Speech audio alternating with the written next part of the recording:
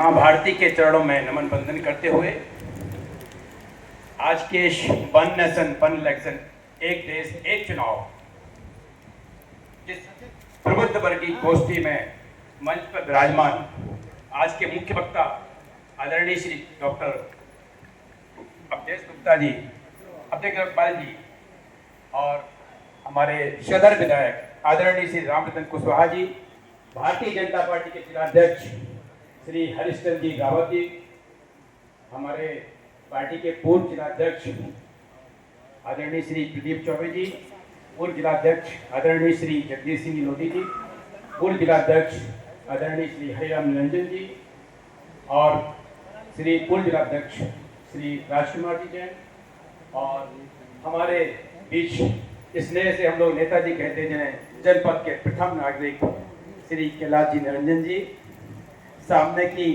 पंक्ति में बैठे हुए हमारे बहुत स्नेही लोग महेंद्र मयूर जी, बब्बू राजा जी, बहुत संज्ञा जी, बहुत सारे लोग, पत्रकार बंधु, मातृशक्तियाँ, पीछे बहुत हमारे सभी स्नेही जन बैठे हुए हैं। सभी प्रबुद्ध वर्ग के सभी विभिन्न वर्गों से आए लोगों को मेरा सादर अभिवादन।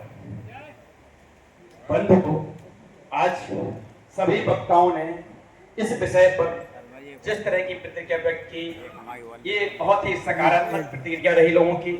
हमारे बीच अब आज के मुख्य वक्ता डॉक्टर अवधेश अग्रवाल जी ने पूरी आपको जो इस वन नेशन वन इलेक्शन की पूरी भूमिका आपके सामने रखी, बहुत ही सारगर रूप में उन्होंने रखा।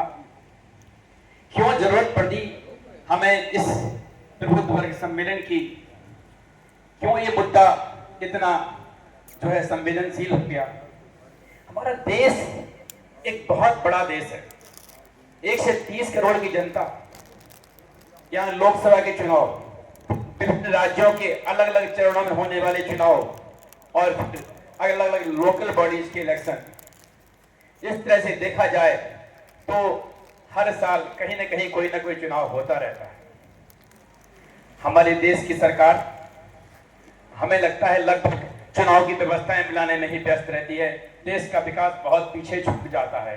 तो इस मुद्दे के पीछे हम सभी का सबसे बड़ा जो उद्देश्य है, वो देश के विकास की गति को हम धीमा न पड़ने दें।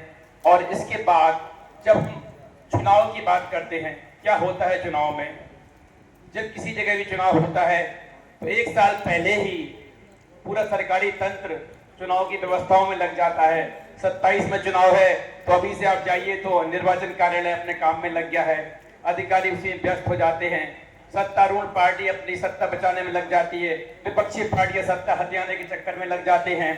और जिनको इस चुनाव में जो अपनी अहम भूमिका निभाना होती है, आप देखते हैं पुलिसकर्मी जन्म अपना होम जहां पर उनकी पोस्टिंग है वहां से कई किलोमीटर दूर उनको भेज दिया जाता है। जहां उनका मूल पोस्टिंग है वहां सुरक्षा की व्यवस्था कमजोर हो जाती है।